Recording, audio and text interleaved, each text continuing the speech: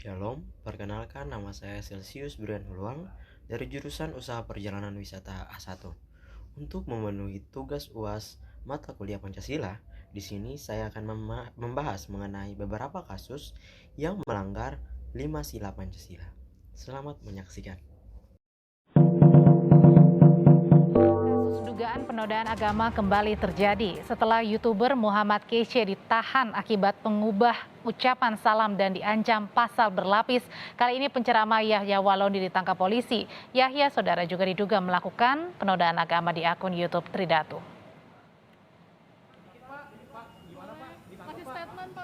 Bareskrim Polri menangkap penceramah Yahya Waloni dalam kasus dugaan penodaan agama. Yahya ditangkap di kediamannya di wilayah Cibubur, Jakarta Timur. Yahya tiba di gedung Bareskrim Polri dengan pengawalan ketat pada Kamis kemarin. Ia ditangkap atas laporan komunitas masyarakat cinta pluralisme terkait dugaan penodaan agama bersama pemilik akun YouTube Tridatu.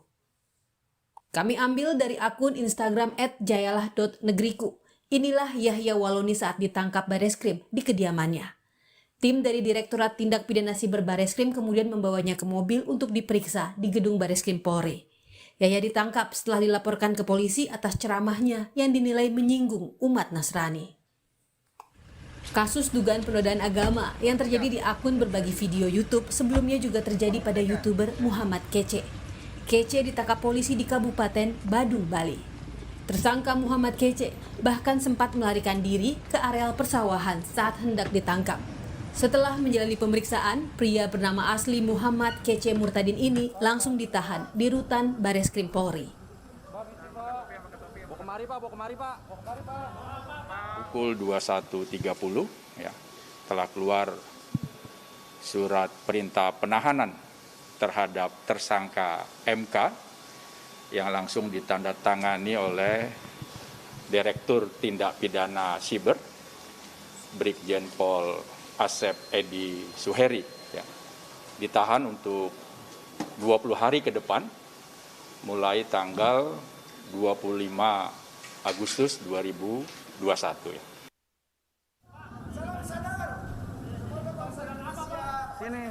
Muhammad Kece dijerat pasal 28 ayat 2, junto pasal 45A ayat 2, Undang-Undang Informasi dan Transaksi Elektronik, serta pasal 156A KUHP tentang penodaan agama dengan ancaman hukuman hingga 6 tahun penjara. Tim Liputan, Kompas TV.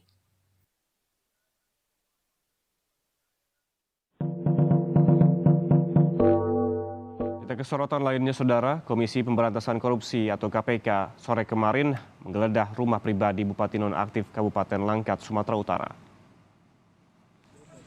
Didampingi oleh personel Brimopolda Sumatera Utara, petugas KPK menggeledah rumah Bupati Langkat Nonaktif terbit rencana perangin-angin.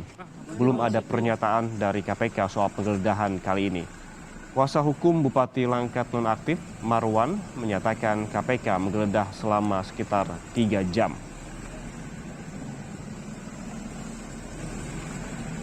Bupati Langkat Nonaktif terbit rencana perangin-angin, juga memelihara orangutan di rumahnya. Pada Selasa sore, satwa langka yang dilindungi itu disita Balai Besar Konservasi Sumber Daya Alam Sumatera Utara dan langsung dibawa ke Pusat Rehabilitasi Orangutan untuk dirawat sementara. Selain orangutan, ada sejumlah hewan lainnya seperti burung yang turut dibawa oleh petugas.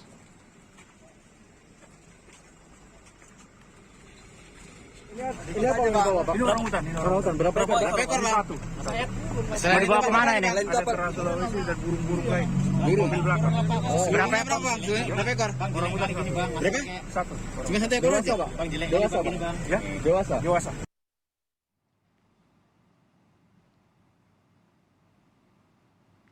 Sementara itu, menanggapi keberadaan kerangkeng manusia di rumah Bupati Nonaktif Langkat, Gubernur Sumatera Utara Edi Rahmayadi mengatakan penahanan seseorang harus berdasarkan aturan perundang-undangan, dan oleh karena itu Edi meminta agar pihak polisian mengusut apa motif dan tujuan Bupati Nonaktif Langkat mendirikan kerangkeng manusia di rumah pribadinya.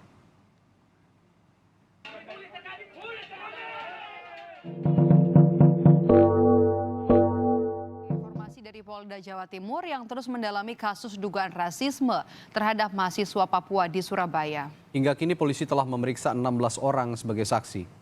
Ke-16 saksi yang telah diperiksa polisi merupakan anggota sejumlah ormas yang melakukan aksi massa di depan asrama mahasiswa Papua pada 16 Agustus yang lalu.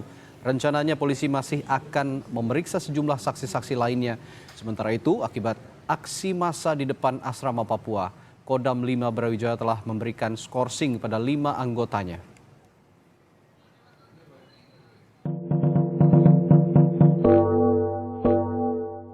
Terima kasih Anda masih bersama Kompas Petang, Saudara. Hanya dalam waktu 2 bulan, polisi menghentikan penyelidikan kasus dugaan pemerkosaan 3 anak oleh ayah kandungnya sendiri dengan alasan tidak cukup bukti.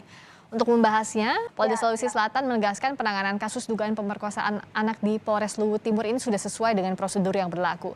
Kabid Humas Polda Sulsel menjelaskan polisi saat itu sudah melakukan seluruh proses penyidikan kasus sesuai dengan prosedur, mulai dari asesmen, pemeriksaan korban, visum di RS Bayangkara hingga pelibatan psikolog.